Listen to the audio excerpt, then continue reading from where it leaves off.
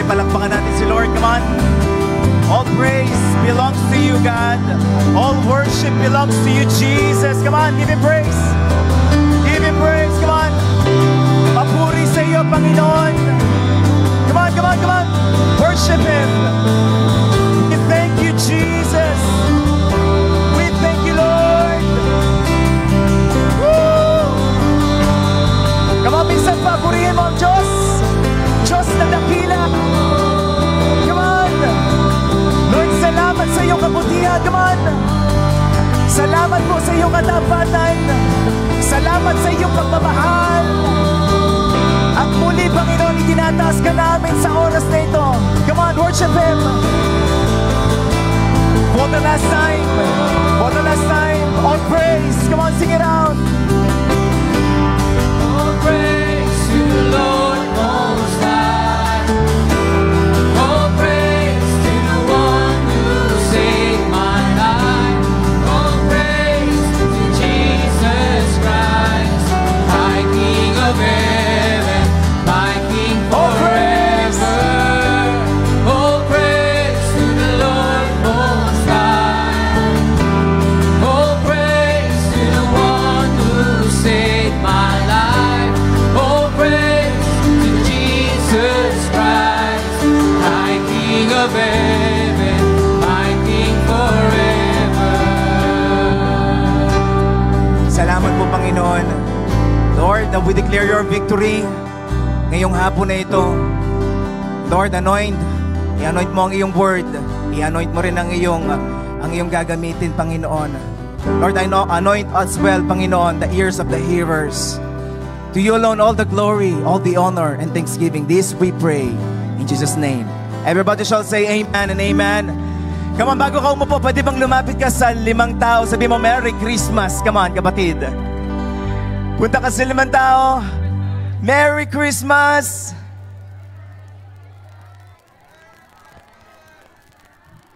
Ayan.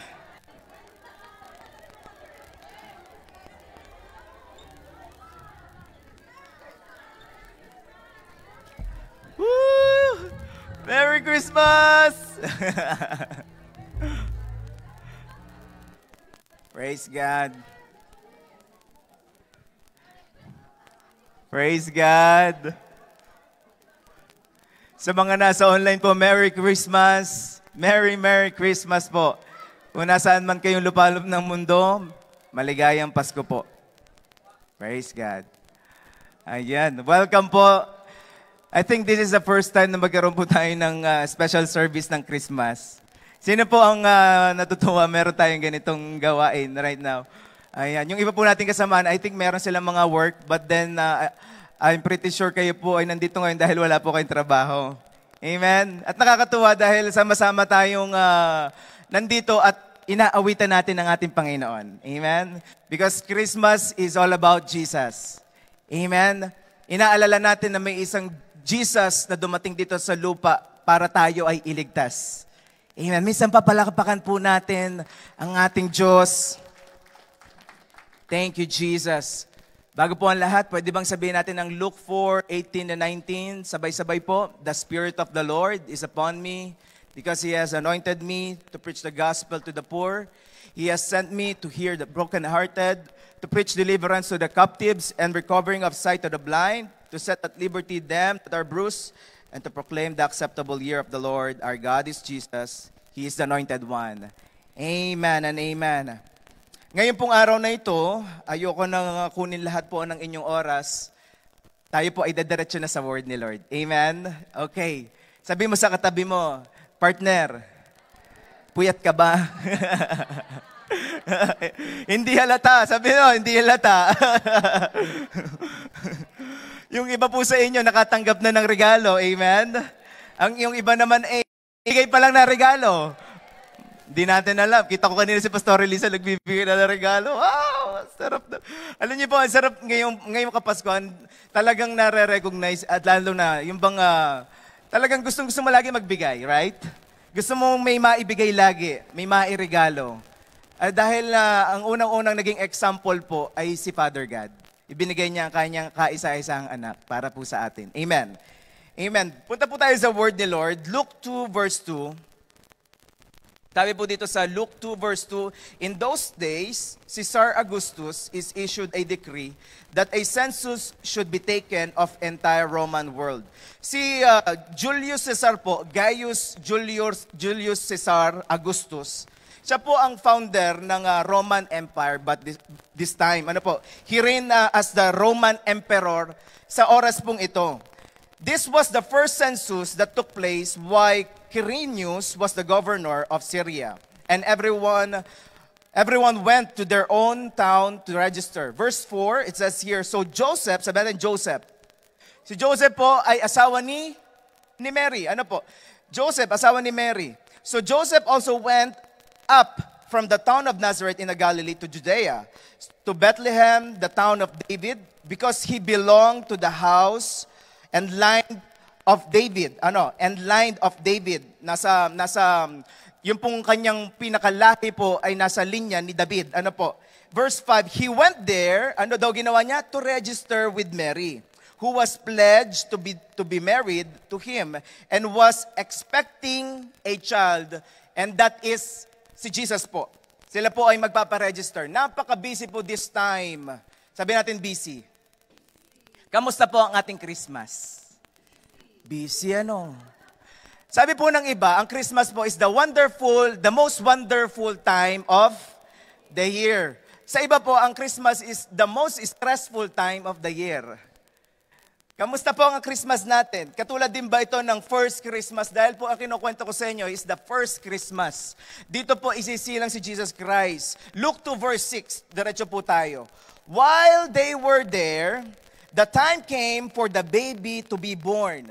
Ipapanganak na si Jesus. And verse 7, and Mary gave birth to her firstborn, a son. She wrapped him in cloths and placed him in a manger. Yung pong manger, yung po yung pinakasabsaban, doon po pinapakain ng mga hayop, doon po nilagay si Jesus.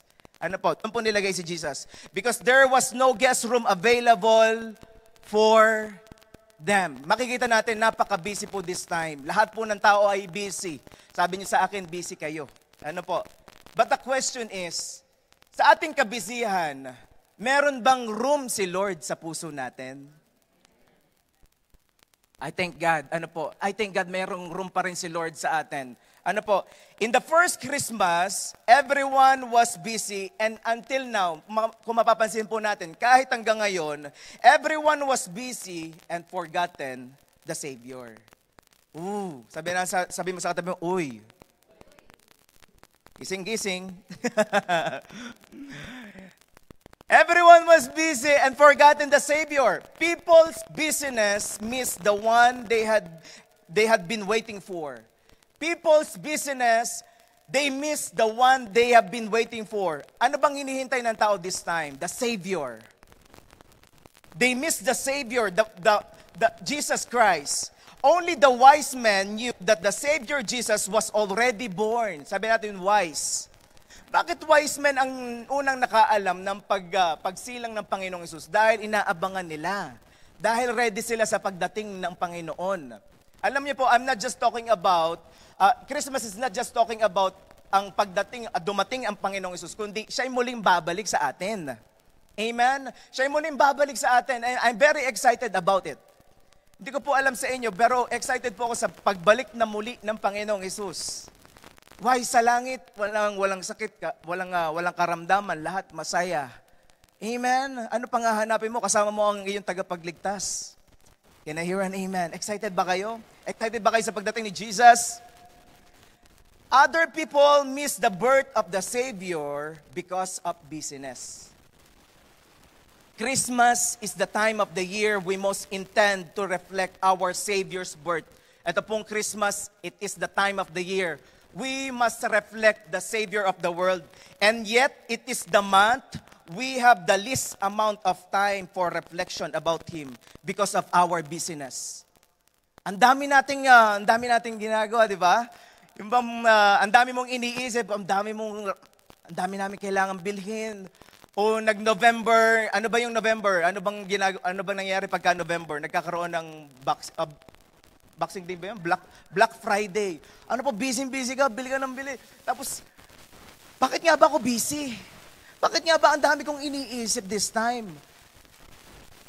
Christmas is the time we must reflect our Savior, the Jesus Christ. We must reflect Jesus Christ. Lord, dumating ka nga pala dito para sa amin. Can I hear an amen? We know that we are celebrating Christ every Christmas. Amen? Pinag-aralan po natin to last Sunday. Christmas means Christ, who is the center of Christmas. And Mass means celebration. Kaya po tinawag na Christmas. Because Christ is the center and Mass, which means celebration. Sabi na, celebration. Nagse-celebrate natin, sinaselebrate natin ang Panginoong Hesus. Alam niyo po, nakakalungkot din because we are celebrating Christ. We know that we are celebrating Christ, but we have no time to talk to Christ. Uy. Alam niyo po, nung pinag-aaral ko, sabi ko, oo nga no, bakit nga gayon? Nakalimutan natin yung may birthday. Sino ba ang may birthday? Si Jesus. No other than Jesus. Nakarapat dapat palakpakan. Come on, minsan papalakpakan mo si Jesus. Yung kinakanta natin kanina, all praise to the Lord Most High. Ano po? All praise to the one who saved my life. All praise Jesus Christ, High King. Ano nga yan? Yun na yun. This is a reminder for today. Ito po ang reminder natin. Basahin po natin sabay-sabay. Don't be too busy that we don't have time and any room for Jesus. Amen? Don't be too busy. Ang Pasko ay higit pa sa isang tradisyon. Ito ay isang pahayag ng pagmamahal ng Diyos sa atin. Christmas is more than just a tradition. Christmas is more than just a tradition. It is a revelation of God's love for us through His incredible, indescribable gift. That is Jesus Christ. Amen? Amen? Huwag nating hayaan, nadadaan na lang uli ang Pasko. Sino po dito marami nang nadaan ng Pasko? Ang iba sa inyo, dumaan ang maraming Pasko, dumaan ng 70 years. Yung iba sa inyo, 65 years. Yung iba sa inyo, 30 years, 25 years. Yung iba ay 15 years. But then, ayaw natin dadaan ang Pasko na ito, na 2024, na wala lang, it's just a tradition. No. Christmas is more than just a tradition. It is a revelation of God's love for us. Are you here? It is a revelation of God's love for us through His indescribable gift. No other than Jesus. Amen? 2 Corinthians 9:15. Thanks be to God for His indescribable gift. Basahin nga po natin sabay-sabay. 1, 2, 3, go. Thanks be to God for His indescribable gift. Kaya ang title lang i-share ko sa inyo is Indescribable Gift of God. Ang haba, no? Indescribable Gift of God. Nag-search po ko, what is the meaning of indescribable? At ito po ang aking nalaman. Indescribable means too unusual. Hindi ito basta-basta. Pag po sinabing indescribable, hindi ito basta-basta. Hindi ito basta-bastang natatanggap, pero ibinigay. Pag po sinabing indescribable, it means extreme. Sabi natin extreme. Alam niyo po, ang pinaka-extreme magbigay, walang iba kundi ang Diyos. It's more than you could ever imagine. May mga bagay kang ine-expect this Christmas. Can I hear an amen? Anong ina-expect mo this Christmas? Sana makatanggap ako ng TV. Kaya lang hindi ako nakatanggap nun. Si Majoyce ang nakatanggap. Ano po? Pero, alam niyo po, above all else, May mga bagay kang gusto, pero alam nyo, yung pinaka-indescribable gift ay natanggap mo na. Ano po? That is Jesus. Ano pang ibig sabihin ng indescribable? Indescribable means impossible to describe. Yung bang kapag ka natanggap mo yung regalong yun, hindi mo ma-explain hindi mo ma-explain ba, Lord, ang tindi naman itong natanggap ko. Sino naka-experience ng ganun? May bagay ka bang natanggap na regalo, tapos nung natanggap mo na, sabi mo, grabe, bakit? Hindi mo ma-explain sa sobrang tuwa mo. Amen? Pastor, nakatanggap ako, yung asawa ko. Yun. My wife, my husband, when I receive him or her, it is indescribable gift of God. Sa mga may asawa dyan, huwag niyo pong kakalimutan, meron po tayong couples night, February 1. February 1, pwede kayong magpa-register na. Yan sinasabi ko na agad sa inyo. Maganda po itong couples night, marami tayong matututunan. At ang magtuturo po dito ay talagang mga bihasa po. Marami silang i-share sa atin. Marami po kayong makukuha. Alam niyo po, kung meron kang pag-iinvestan niyo po itong mga ganitong bagay. Dahil ito po ay makakatulong sa ating pamilya at sa ating sarili. Sa mga couples, ay, grabe, excited ako sa gagawin ni Lord. Balik po tayo, may patalastas ano. Grabing regalo ng Diyos sa atin. Grabe. Sabi natin, grabe. Ulitin po natin uling basahin yung verse, 2 Corinthians 9:15. Ayan na. 2 Corinthians 9:15. Okay. 1, 2, 3. After one eternity later. Yan. Okay. Yung pong uling 2 Corinthians 9:15.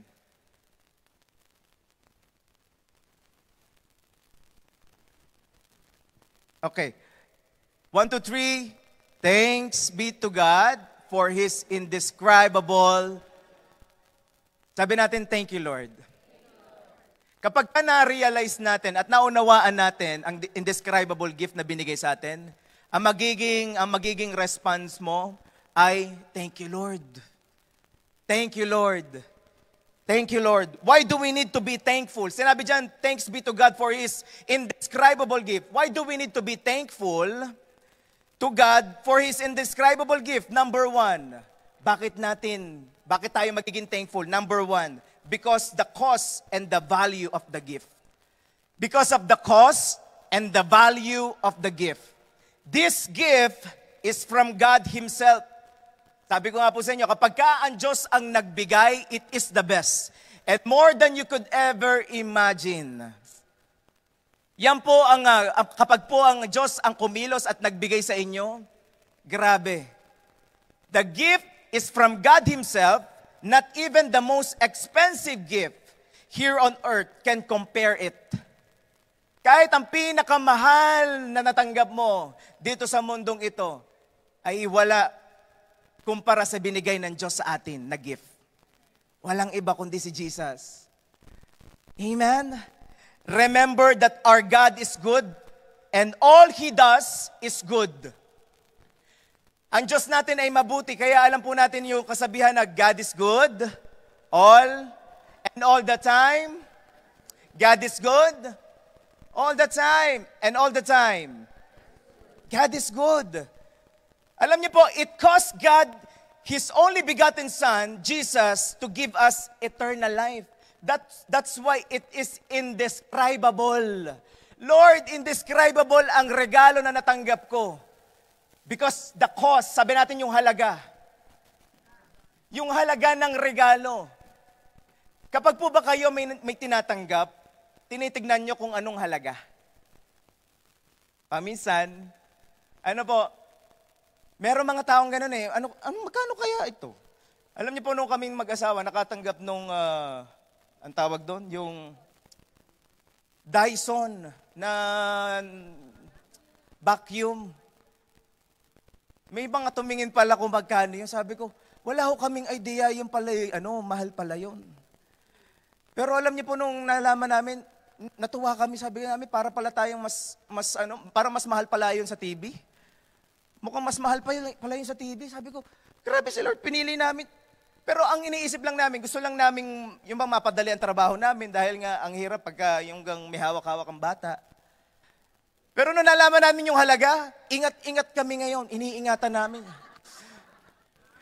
Kaya pala ang daming mga nagsasabi po sa amin, "Oy, nagamit niyo na ba yung Dyson Pasi? Pwede namin gamitin din yon." Sabi ko, ano kaya meron dito sa Dyson na to? Alam niyo po sa ating mga Christians, napakahalaga ng Panginoong Hesus at binigay niya ang kanyang buhay para sa atin at para sa iyo. Ganon kanya kamahal. Ganon kanya kamahal. Jesus willingly came to earth to die for the penalty of our sins. His life in exchange for ours. His life in exchange for ours. We called it the Great Exchange. Meron pong nangyaring Great Exchange. Dapat ikaw ang magbabayad ng iyong kasalanan, pero noong dumating si Jesus, kinuha niya lahat. Kinuha niya lahat ng kasalanan mo. Lahat, your past, present, future na sin, kinuha lahat ni Jesus sa cross. At anong ginawa niya? Dapat ikaw ang magbabayad noon, pero si Jesus na nagbayad para sa iyo. Ganon siya kabuti. Ganon ka-great ang pagmamahal ng Diyos sa atin. John 3:16. I love this verse. Kahit paulit-ulit ko itong sinasabi, I love this verse. For God so loved the world, He gave His only begotten Son, that whoever believes in Him shall not perish but have. Whew.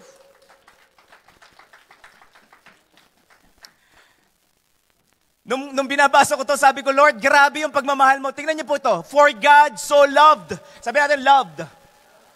That means, it is past tense. Bago ka pa isilang, bago ka pa dumating dito, bago mo makilala si Lord, minahal ka na niya. That is past tense. For God so loved.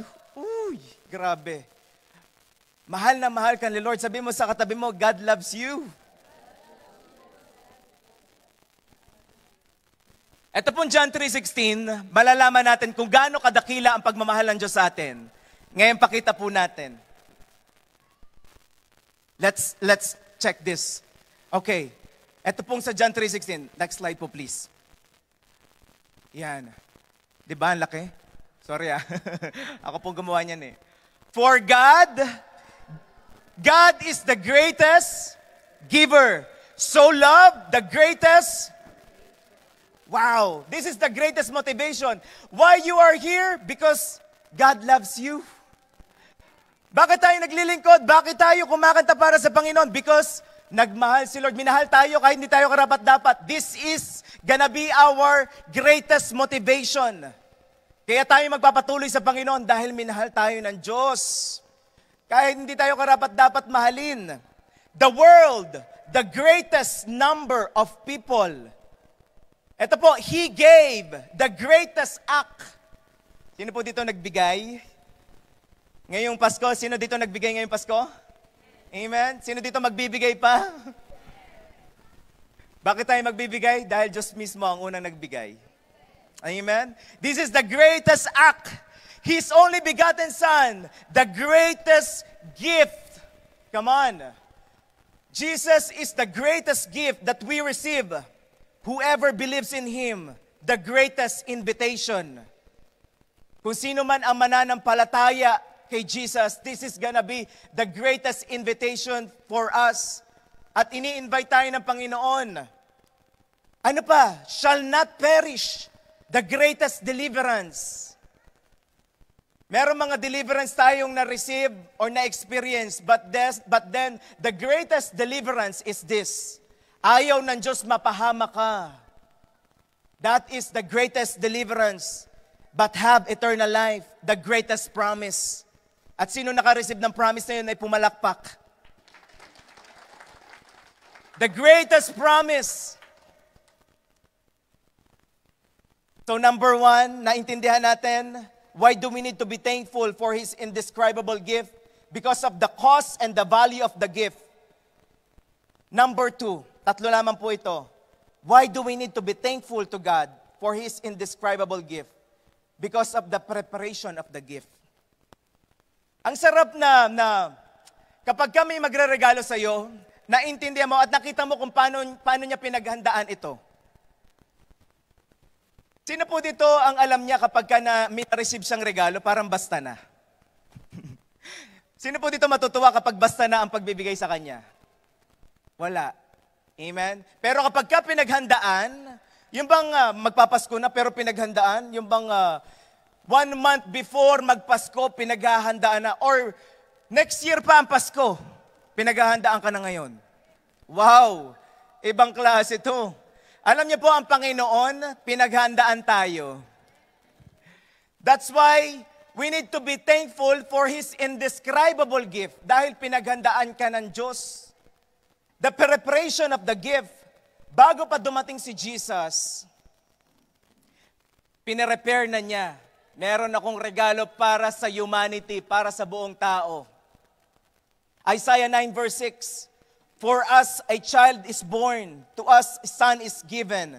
The government shall be upon his shoulder, and his name shall be called Wonderful Counselor, Mighty God, Everlasting Father, and Prince of Peace. This gift was prepared even before the foundation of the world. Ay, grabe. Ang sarap pakinggan at ang sarap malaman na pinaghandaan ni Lord ako. Pinarepair ni Lord ang indescribable gift para sa iyo, kapatid. Who among you excited na tanggapin yun? This indescribable gift is designed to meet the greatest need of all and solve our biggest problem, our eternal destiny. Ang indescribable gift po is designed to meet the greatest need of all. Anong kailangan natin? Kailangan po natin ng salvation, kailangan po natin ng kaligtasan. At natanggap natin ang indescribable gift through Jesus Christ. Why do we need to be thankful for His indescribable gift? The cost and value of the gift, the preparation of the gift. And number 3, sabi ko sa inyo, mabilis lang ako the impact of the gift. Uy. Sabi natin, impact. Impact of the gift. Ang history po will never be the same again because of Jesus. Noong dumating si Jesus, tingnan niyo po ang nangyari. Ano ang impact ng pagdating ni Jesus? Ano ang impact ng pagdating ng indescribable gift ng Panginoon? Jesus divided the time into BC and AD. Anong ibig sabihin ng BC? British Columbia po. Hindi po. BC means before Christ. Bago dumating si Kristo. Kaya po nagkaroon ng kalendaryo actually. And AD means Anno Domini. Parang domino, no? Anno Domini, Latin phrase means in the year of the Lord. Ano yung in the year of the Lord? Alam niyo po, yung in the year of the Lord, na AD na tinatawag, ngayon po ang tawag nila is Common Era. CE, sabi natin Common Era. Or Common Era. Ano? It is the same thing with AD. Kaya kapag nagkaroon ng kalendaryo, at nalaman natin ang araw sa panahon ngayon ay dahil dumating ang isang Jesus. Kaya ngayon, ang araw ngayon is December 25, 2024 AD. Dahil may dumating na isang Jesus, at kapag sinusulat mo ngayon ang date, alam niyo po, magandang reminder ito, kapag sinusulat mo ang date, nire-remind mo ngayon sarili, may dumating na Jesus para sa akin. Come on. Amen? Kaya po hindi lang basta-basta nagkaroon lang ng kalendaryo, bigla na lang. No. Nung pagdating ni Jesus, na-divide ang time into BC and AD. Ganun po ang epekto ni Jesus. Ibang klase ang epekto ni Jesus. What is the impact on us once we receive the indescribable gift of God? Ano magiging impact nito sa ating mga buhay? 3 bagay lang naman. Or 4. A, your sins will be forgiven. Your sins will be forgiven. This is the number one impact once you receive the indescribable gift of God. Ephesians 1 verse 7, sabi po dito, sa pamamagitan ng dugo ni Kristo, tinubos tayo, na ang ibig sabihin ay pinatawad ang mga, nina daw? Sino dito ang natutuwa, pinatawad ng Diyos ang ating kasalanan? Palakpakan mo si Lord. Indescribable to, kapatid. Grabe, sabi ko, Lord. Grabe nga naman, dahil sa ginawa ni Jesus, dahil may isang Jesus na dumating, napako sa cross, binayaran ng ating kasalanan, tumulong ang kanyang dugo, nawasak ang kanyang katawan. Dahil sa ginawa ni Jesus, tinubos tayo. Tinubos tayo na ang ibig sabihin ay pinatawad ang mga kasalanan natin. Napakalaki ng biyayang ipinagaloob sa atin ng Diyos. Sabi ko, Lord, I want na maintindihan namin ito, Panginoon, na hindi basta-basta yung may dumating lang na isang person. Ang dumating po natin ay tagapagligtas, hari ng mga hari, Diyos ng mga Diyos. Amen? Your sins will be forgiven once you receive Jesus. Once you accepted Jesus. Once you accept the indescribable gift of God. Number 2, you will have eternal life. Once you receive the indescribable gift of God, you will have eternal life. Romans 6:23, for the wages of sin is death, but the gift of God is eternal life in Christ Jesus, our Lord. So that means we need Jesus. And once you accepted Jesus, once you accepted the indescribable gift of God, you will have eternal life. Ang iba sa inyo, ano nga kaya kung after this life, ano kaya mangyayari sa atin? I want to assure you, once you accepted Jesus as your Lord and Savior, you will have eternal life. Yan po sinabi sa word ni Lord. Number 3, anong epekto ng pagtanggap natin or kung tatanggapin natin ang indescribable gift ni Lord? You will have peace with God.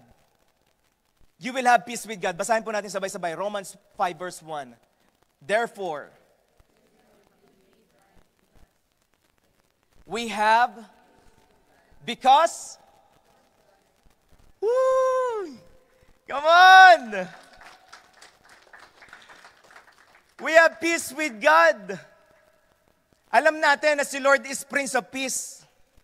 Pero alam niyo po, hindi agad natin may experience ang kapayapaan na nanggagaling sa Diyos kung hindi tayo ayos sa Panginoon. Naintindihan po ba natin? Kung ang tingin sa atin ng Panginoon ay kalaban, ay mahirap kalabanin ng Diyos. Pero alam niyo po, dahil sa ginawa ni Jesus, sabi diyan, because of what Jesus Christ our Lord has done for us, tayo ay nagkaroon ng kapayapaan. Dati, ikaw ay hihiwalay sa Panginoon nung tinanggap mo at kung tatanggapin mo si Jesus, magkakaroon ka ng kapayapaan sa Panginoon. Amen? Hindi na kayo magkaaway ni Lord, kundi ang tingin niya na sa iyo, magkakampi tayo. At kapag kakampi mo ang Lord, wala nang lalaban sa iyo. Dahil kapag kakampi mo si Lord, tagumpay ka lagi. Amen? Ang Diyos natin ay Diyos ng mga Diyos, hari ng mga hari, walang sino man na makakatalo sa Kanya. Kaya nga sabi doon sa kanta, you have no rival, you have no equal. Wala pong kapantay ang Diyos. Hindi po kapantay ng Diyos ay si Satan, no. Walang-wala po si Satan sa ating Panginoon. Amen? Dahil ang Diyos natin, siya ay tagumpay na noon pa lang. Palakpakan mo siya. Grabe po, no? Grabe ang epekto ng indescribable gift ni Lord. You will have peace with God. At kung tatanggapin natin ito ng buong buo sa ating puso, Lord, ang sarap kaya natutulog ka na. Alam mo na, hindi mo nasasaktan si Lord. Hindi kayo magkaaway ng Panginoon. Lord, yung bang tutulog ka, Lord, ingatan niyo po ang buong pamilya ko. Tutulog ako ng mapayapa. Alam niyo po, kapag ka natutulog tayo, those are the times na tayo ay pinaka-weak. Bakit? Hindi natin alam kung ano mangyayari sa atin, di? Sino ditong alam ang nangyayari sa kanila pag tulog sila? Alam ko po, Pastor. Nananaginip ako eh. Kapag katulog tayo, pwedeng umatake sa atin ng kaaway, in spiritual. Alam niyo po yun? Kaya meron mga tao na nagkakaroon ng bangungot. Nakaka-experience po ba kayo ng bangungot?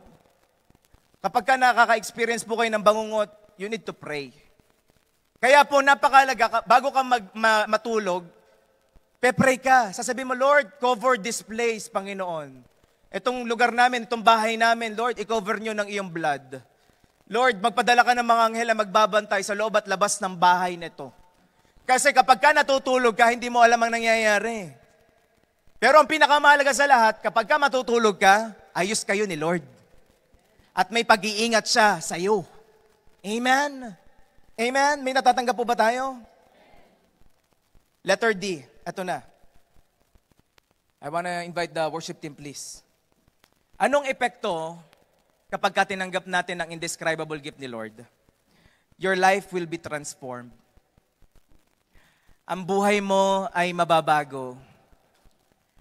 Once you accepted the indescribable gift of the Lord, your life will be transformed. I assure you, lagi may mababago po. Ang iba, nabago ng one time, big time, biglang nabago talaga. Ang iba naman, on process.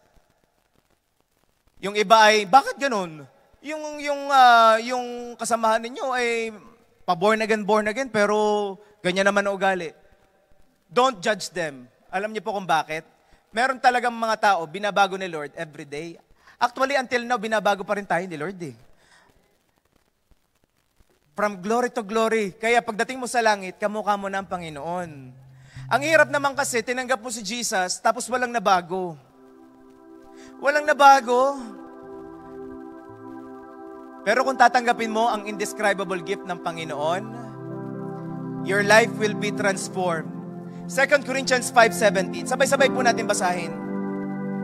This means that anyone who belongs to Christ has become new person. The old life is gone and a new life has begun. Ngayong oras na ito, tayo pong lahat ay tumayo. Pastor, ang bilis ng turo mo pagka Pasko ah. Opo, syempre. Alam ko marami pa kayong gagawin. Pero ang mahalaga, nandito tayo ngayon at sineselebrate natin si Kristo. Though wala po sa Bible na December 25 talaga ang kapanganakan ng Panginoon. Pero ang pinakamahalaga, sineselebrate natin yung essence ng Pasko na may pinanganak na Savior sa atin. Walang iba kundi si Jesus. Jesus is the greatest gift that you will receive in your life. Madaming Pasko ang dadaan. Pero ngayon, bago matapos itong Paskong ito, I pray na naintindihan natin, Lord, salamat sa indescribable gift na ibinigay mo sa amin. And because of that gift, our life will be transformed forever. From glory to glory. Amen po ba? And right now, pwede ba right now, kausapin mo si Lord? Right now, just close your eyes and just talk to God. Be thankful for all the days na binigay sa iyo ng Justice 2024. Pasalamatan mo na siya. Come on, kapatid. Hindi naman kagandahan, may kagandahan. Anumang season, whatever season it is that you experience this year, all that matters is Jesus. All that matters is what gave to you His indescribable gift. That is Jesus Christ, who is with you. Come on, just talk to God. Thank Him. We thank you, God. We thank you, God. Come on, pasalamatan mo siya sa mga araw, buwan, na pinagdaanan mo this 2024. Lord, we thank you. We thank you. We thank you, Jesus. You are faithful. Simula ng 2024, ngayon magtatapos na ang 2024. We thank you, Jesus. Because we believe you are with us. Along the way, you are with us. Come on, pasalamatan mo siya.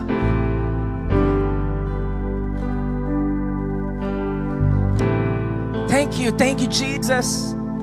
Thank you, Father God. Thank you, Father God. Right now, if hindi mo pa nare-receive ang Panginoong Hesus sa iyong puso, I would like to invite you in a quick prayer, a prayer of acceptance. Once you pray this prayer, that means you are accepting the indescribable gift of the Lord. I just want to invite you to put your right hand into your chest. Say these words. Say, Father God, I come to you. Sorry for all the sins that I've done. Jesus Christ, I recognize that I am broken. I am lost without you. Jesus, I accept you as my Lord, personal Savior of my life. Jesus Christ, change me. I need you. Use me for your glory. This I pray in Jesus' name. Amen. Right now, can we just worship our King of Kings, our Lord of Lords, as we sing this song?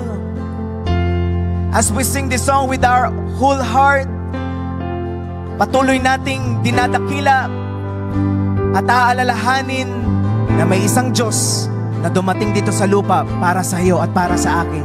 Come on, just worship God. Worship God. Come on. Come on. With all of your hearts, ipagmalaki mo ang iyong tagapagligtas. All thrones, and dominions, all powers and positions, your name stands above them all. Jesus, your name is the highest, your name is the greatest, your name stands above them all. Come on, just worship our God and lift up your hands as a sign of worship, as a sign of honor. Come on. Your name stands above them all, and the angels cry, holy. Come on. All creation cries, holy. You are lifted high, holy, holy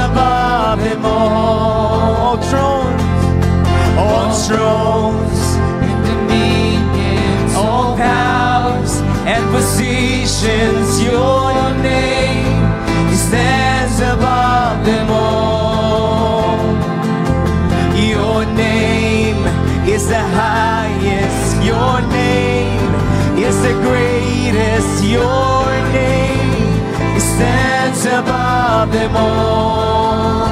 All thrones and dominions, all powers and positions. Your name stands above them all, and the angels cry, holy, all creation cries, holy, you are lifted high, holy, holy forever. Come on, sing it out. Hear your people sing, holy, to the King of Kings. Holy, you will always be. Holy, holy forever. Let the people of God sing. And the angels, come on.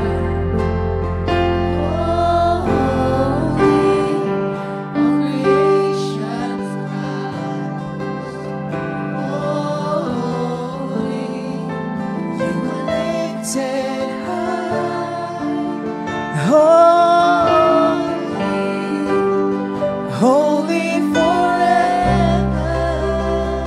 All the people sing. Let the people sing. Come on.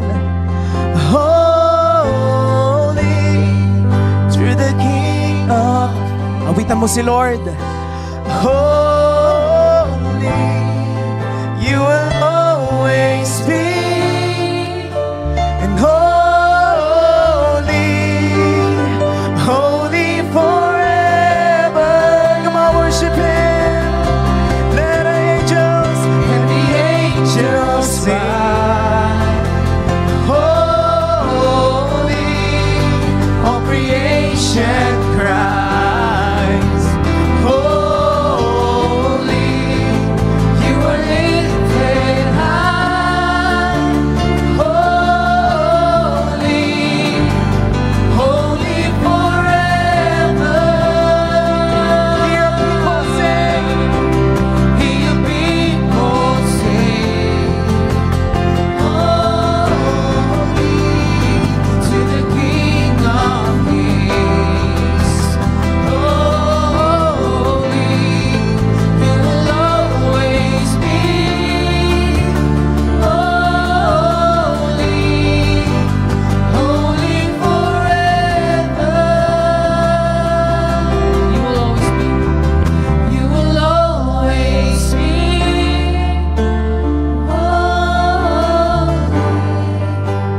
Holy forever. You will always be.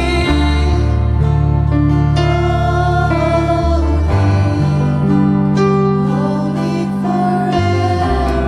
Come on, worship Him. Give Him praise. Come on. Palakpakan mo si Lord. Thank you, Jesus. Bago po tayo magtapos, may sasabihin lang po ako sa inyo. The indescribable gift of God is not meant to be received only, but to be shared as well. Ang natanggap natin sa Panginoon is not meant to be received only, but to share as well. Here's the challenge. Ito po ang challenge sa bawat isa sa atin. As a recipient of God's gift, think at least 3 persons you will share with this indescribable gift of God, and plan a specific way how will you do it this coming year 2025. Ano po, this coming year 2025, let's plan and let's think. Alam ko meron mga taong binibigay sa atin ng Panginoon na share natin nitong na-receive natin na indescribable gift ng Lord. At ayaw kong mamiss ang 2025 kahit 3 tao ma-sharean mo at ma-invite mo sa church. ay grabe. Ang sabi po sa Bible, kapag may isa na tumanggap sa Panginoon, maraming anghel, laksa-laksang anghel ang diriwang sa langit. Amen. This is gonna be a challenge for us as a recipient of God's incredible gift. Alam ko meron 3 tao binibigay sa iyo si Lord. At yun ang ating assignment. Excited ba kayo? Amen. Lahat tayo kabahagi dito. Amen. Sabi mo sa katabi mo, partner, gagamitin ka ni Lord this 2025. Amen. Come on, palakpakan natin ang Panginoon. Praise God. Praise God. Thank you, Jesus.